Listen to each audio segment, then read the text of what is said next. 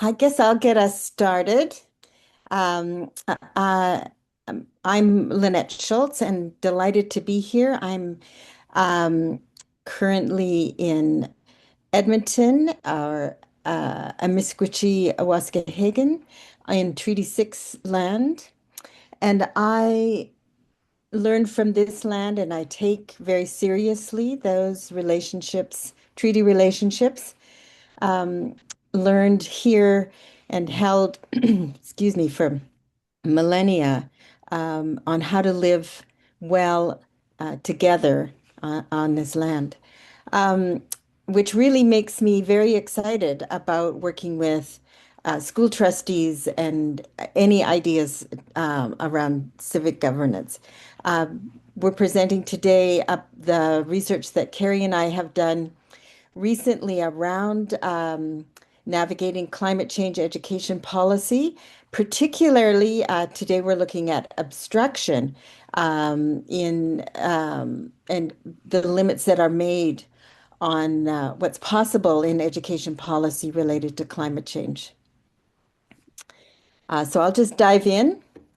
Uh, so where we're headed in the next hour, we're going to talk a little bit about a framework of our framework of climate change policy making and our understanding of the policy environment. We call it the petrified policy environment. We're going to look a bit about global climate and education policies, climate policy obstruction, and the example of the Canadian Energy Centre, and then talk about potential ways forward. We will have lots of time for discussion, and so I look forward to that. Um, to get us started, so we approach this research through the notion of petropedagogy in education. So we have for quite some time in different ways looked at the involvement of the fossil fuel industry in directly in education. In Alberta is the case study we're bringing today, but across Canada and internationally. And so we understand petropedagogy to be the ways that the fossil fuel industry um, uh, influences education. So that might be in creating materials. For example, we have some on the screen right now. Gaston lays an offshore pipeline. Uh, Petro Pete's Big Bad Dreams, so stories and examples that teach children particular ideas about the about fossil fuels and the industry and so on. There are also many of you will have accessed, I think, the report by uh, the polluting education, the influence of fossil fuels on um, children's education in Canada by CAPE, the Canadian Association of Physicians for the Environment.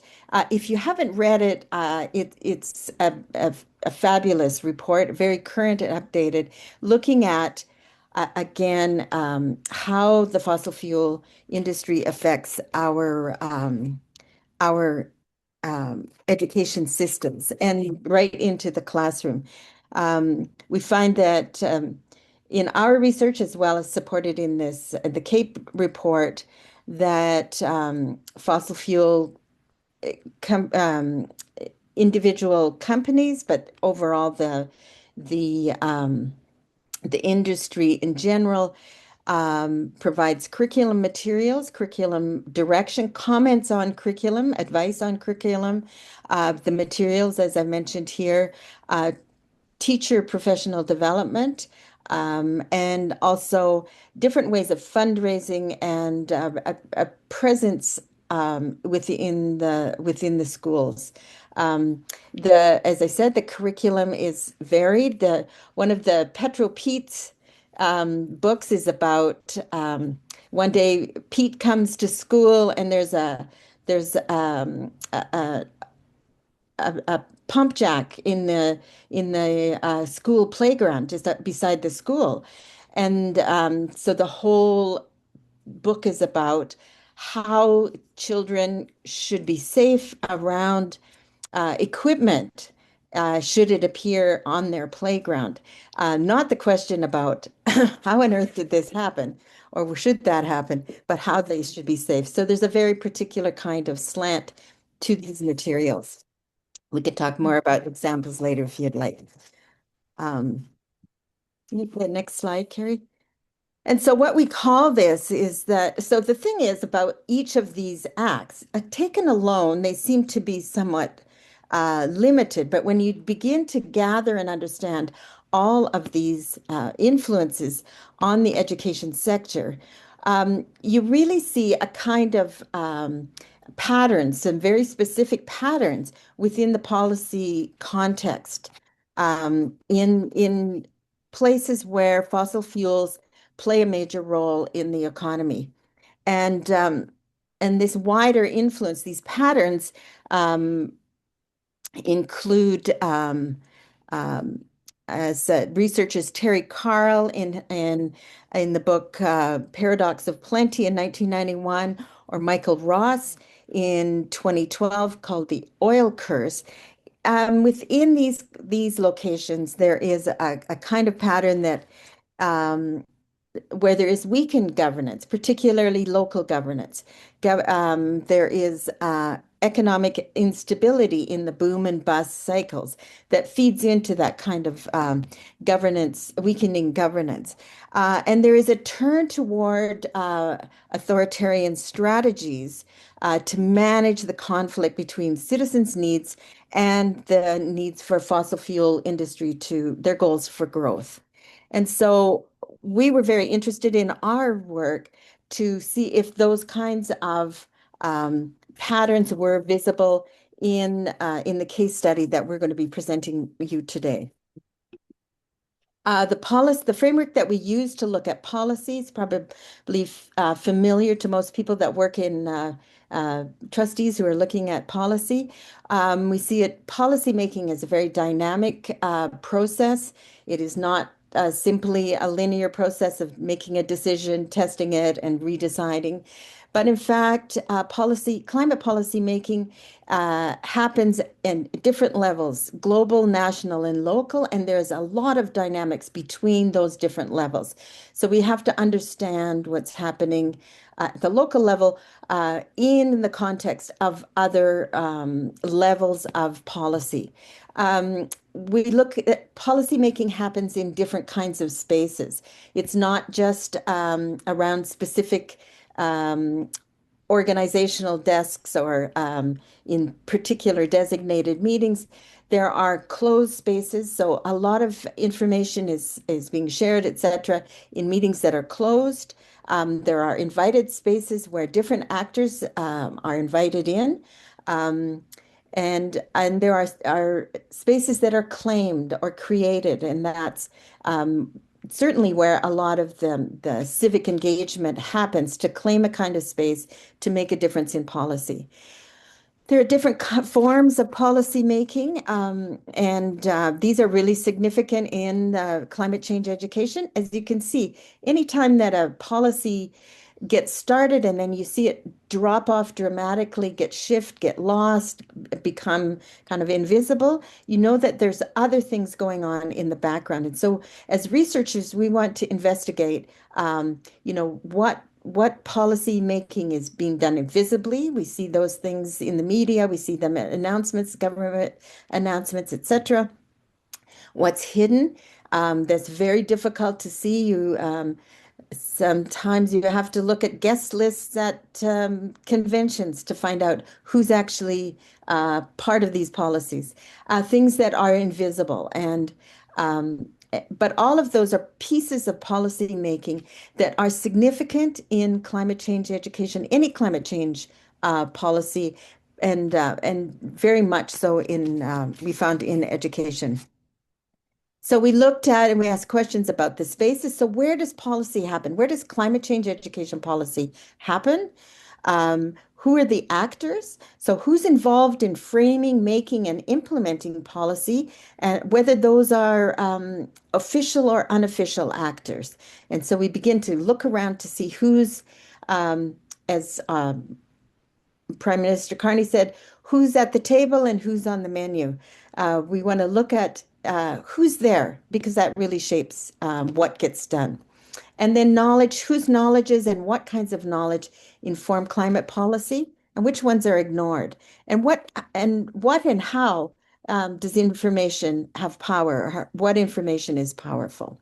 So those are the approach. That's the approach that we take to policy analysis in most of our work in climate change policy work. Um, the next slide.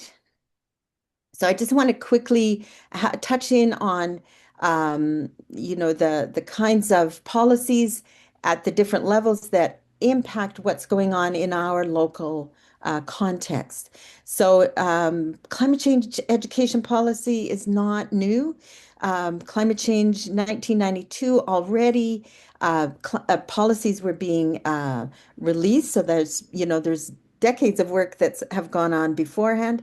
The UN Framework Convention on Climate Change established the path to international cooperation. So we said we have to work on this together. It's not a problem of one place and not another. Everyone has to work on this. Canada was very engaged in that policy work. Again, then that continued and led to the Kyoto Protocol in 1997. And by that time, legal targets were established, and there were agreements on how to set those targets, how to measure them, and enforce them. By 2015, the Paris Agreement, again, things were getting bogged down by 2015, and the Paris Agreement set the limits to global warming to below 2 degrees, which seemed quite I mean it was becoming very evident this is an existential problem. It's and that very specific targets needed to be addressed collectively. And then in 2022, Canada had the 2030 emissions reduction plan with strategies and goals to reach the 2005 level by 2030. And today we are in yet another place, but I'm not going to go into that because it would take the whole hour. Um, I'll just talk for a minute then on in Canada. Then we'll go. What happened during that time? The UNFCCC Action for Climate Empowerment set education as one of 6 priorities. So wherever we see climate change policies, education always gets featured. And I think that's a global agreement that education plays a major role if we're going to actually get things done. The COP Conference of Parties started a greening education partnership in 2022. Again, we have some analysis about greening education, but it is in fact proposing a whole system approach to climate education. So all the parts of the education system working together to achieve the goals. The movement toward implementation of the Greening Education Partnership, again, enrolling more and more actors in doing that. UNESCO plays a role certainly in providing curriculum and teacher training and so on. UNESCO is not always accessible for um, local local organizations and democratic um, engagement in in curriculum building or in and so sometimes I think that the UNESCO work is underutilized in many ways, certainly in Canada. And Canada's National Framework for Environmental Learning in 2025 again established that Canada aims to meet global climate commitments through a national framework. Again, of course, in Canada, education is a provincial jurisdiction, um, and so any kind of national strategy is has some difficulty in moving forward in that way, and that's why Um, People like school trustees, organizations like the Trustees Association, um, play a key role in in this kind of policy development. All right, Carrie, I'll turn it over to you. Thank you. That was great, Lynette. And when you listen to those timelines, it feels like we should be there. We have all the building blocks for excellent climate and climate education policy, but obviously this isn't where we are. And Lynette and I are really interested to hear from you what kinds of policy spaces and knowledges you're encountering in the work that you do. But just to share what we've been working on, we've been interested in the ways policy has been obstructed because there's so much groundwork there, and yet it's being limited here in Canada. And so I'm sure it's no surprise to anyone here that corporations in the fossil fuel sector have for a long time been trying to obstruct climate and climate education policy, including through education, as you saw Lynette present the report that was shared on petropedagogy, but also through traditional and social media, through disinformation campaigns that shape public conceptions of climate change and promote very specific climate solutions that are favorable to fossil fuel industries and their profits. And so we're understanding in our own research the petrostates fossil fuel disinformation campaigns as a method of climate policy obstruction through control of public discourse, where all of these fossil fuel actors engage in, as the authors on the screen say, strategic attempts to undermine and subvert climate policy. And so, we can imagine how fossil fuel actors are seeking it as all of these global policies mount and national policies mount that Lynette was describing. Fossil fuel actors are trying to maintain themselves and their profits in the face of these strengthened international agreements that are supporting climate action and education. And so, if we just think of Canada, a signatory of the Paris Agreement, and the government of Canada through Environment and Climate Change Canada creating these environmental education frameworks, are putting pressure on the fossil fuel industry. And then we're also seeing grassroots mobilizations. We see movements like Indigenous Climate Action, which has grown in the last number of years and influencing international policy. We see divestment movements, including from our BC teachers, even just this week. Youth climate strikes throughout, just prior to the COVID pandemic. All of these things are raising the profile of climate education in relation to people's lived experiences.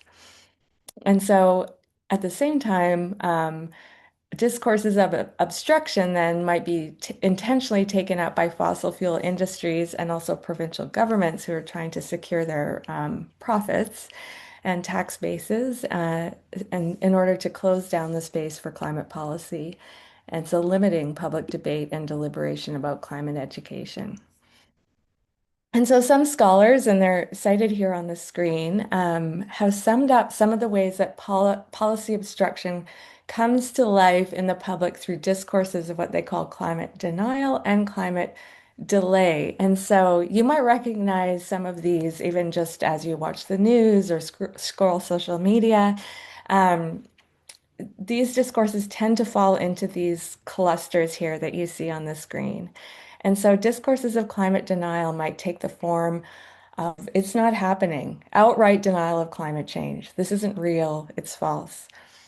We're hearing that less and less because of the strength of climate science. And there's some research being done that shows that policy actors can't outright deny climate change, or there's like a legal fear that if they do so, they could be culpable in the future, as with cigarette companies when they denied the health impacts of cigarettes and then became legally culpable later on for those denials. And so we're seeing a little bit less outright denial, but other forms of denial, like it's not that bad, climate change isn't so bad. We live in Canada, it's getting a bit warmer. Maybe we'll have a longer growing season, these kinds of things.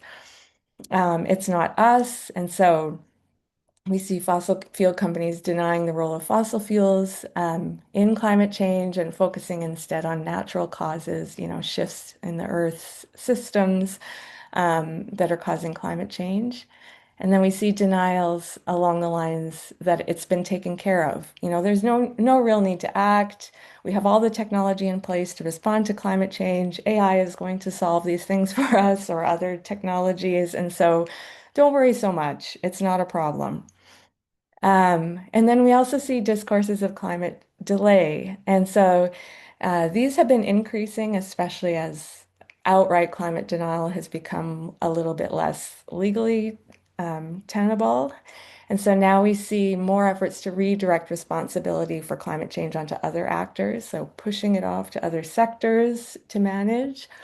Often we see this in education through redirecting responsibility to to the individual. So we need to make better life choices. It's not the fossil fuel companies' problem, it's individuals who need to use less plastics and take the bus and these kinds of things. We might see delay in the form of supporting non-transformative solutions. So rather than rapid emissions reductions, we look for solutions like carbon and capture and storage that will largely allow us to continue status quo without making any profound shifts. We see delay in the form of emphasizing downsides of enacting climate policy. So, it might cost us too much or it'll hit taxpayers too badly. And so it would be more of a problem to actually take climate action. And then some discourses of climate delay just simply surrender to climate change by asserting it's too late. And so these are some of the major trends that scholars have identified in fossil fuel companies' disinformation efforts. And so we became interested in looking at how this works within Canada specifically and in relation to some of our provincial governments. And so Lynette and I decided to take a look at obstruction to climate policy through a case study of the Canadian Energy Centre, or as it's known more colloquially, the Energy War Room in Alberta. And so this was created in Alberta by the UCP, or United Conservative Party, under Jason Kenney, the former leadership. And it has continued, and this party is still in power, and this government has taken a very aggressive and whole of government approach to supporting the fossil fuel industry while challenging climate science and dismissing scientists as needlessly ideological. And so this war room was created to actively refute domestic and foreign funded campaigns against Canada's oil and gas industry. And it uses all kinds of data and stories and narratives, which the War Room shares on a website and also distributes over various social media platforms. And so Lynette and I decided to look at how the War Room used social media channels, specifically X or Twitter, to promote the fossil fuel sector in Alberta and counter climate policy by shaping public discourse. So, how is it shaping the space in which policy is made? And so it provides all kinds of insight into the conversations shaping climate education policy in Canada. And I think even though it's happening in Alberta, we can, each of us from our different provinces can think about what this looks like where we are. We're seeing this taking different forms across Canada, whether through discourses of, supporting local economies or right now boosting our national sovereignty and independence from the United States. I don't know that any of our other provinces can express exceptionalism to some of the ideas that are shared here from Alberta, but we can have a talk about that even at the end. And so when we looked at how climate denial and delay sounded through the War Room's X account, we could see, some of the uniquenesses of this discourse within the Canadian context, and especially as it emerged, rather than from a fossil fuel company, from the state itself, from the provincial government. And so I won't read all of the examples on the screen, but I'll give you a few sort of samples here. And they're probably things that you've heard many, many times before. We have under discourses of climate delay on the left, we have the war room redirecting responsibility to other countries, for instance, Russia and others that have worse emissions, and they're the ones that have to make changes. Canada is already green. We're already an ethical oil producer. We have discourses of climate delay of non-transformation. So our fossil fuel sector is essential to reducing emissions. We're already replacing coal with cleaner fossil fuels like LNG, and other technologies within our fossil fuel sector will reduce emissions. And so, we're on it. Don't need to do anything more radical. Many of our delay discourses focus on downsides relating to the economy, that a quick drive to net zero will affect the economy, resulting in higher taxes for people and reducing benefits to groups like Indigenous peoples, on whose land some of these fossil fuel developments will be built and therefore will benefit these communities. Also, economic downsides so far is oil and gas demand is really high, and Canada doesn't want to lose out on those profits. They'll simply go to other countries if we decide to reduce our fossil fuel sector. And one of the downsides is that one of the main impacts of climate policy is violence on oil workers, and that's not enabling any kind of positive social transformation. And then there's also the discourses of climate denial. So there's denial that climate change is happening. There's this idea that energy demand is high and just getting higher and always will be. And so the actual crisis is not a climate crisis, but an energy crisis. And Canada can solve that crisis. We have the denial that it's not that bad, that United Nations assemblies, all those policies Lynette talked about are actually overkill. And really, it's too burdensome on regular people. We're already doing what we can to solve the climate crisis.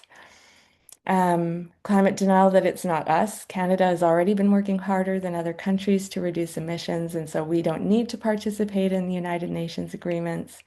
And finally, it's been taken care of. Our oil and gas companies are really responsible. Um, the industry knows best how to deal with this, so let's leave it in their expert hands. And so this is just a bit of a summary of, you can see how it really draws on Canadian identity. And so to challenge any of these makes a person look, or a company or a policymaker look un-Canadian. You become sort of a resistor to all that is good in Canada, our ethical oil and our booming economy and these kinds of things. And so it really positions anyone who is going to push for climate education or climate policy as someone who is in opposition to our national goals. And so then Lynette and I were thinking, so what is the way forward? And we'd also be interested to hear from you folks, the ways that you've been navigating some of these or other issues that arise in your contexts. But three things that we were thinking of were, first of all, to support, but also go beyond greening education. Um, all the global climate education policy recommendations are so helpful insofar as providing the groundwork and justification for building climate education policy within the Canadian provinces. But at the same time, it may be insufficient where climate change education is really positioned to be in direct opposition to the dominant discourse and to our provinces in the state of Canada. And so in really obstructive contexts, enacting climate change education, whether in policy or curriculum or pedagogy, it becomes really resistant. And so, how can we think about ways to to create a policy space that no longer positions climate change educators as opponents in a war, resisting the war room, opposing what it means to be Canadian, or fighting the industry that fuels Canada's economy.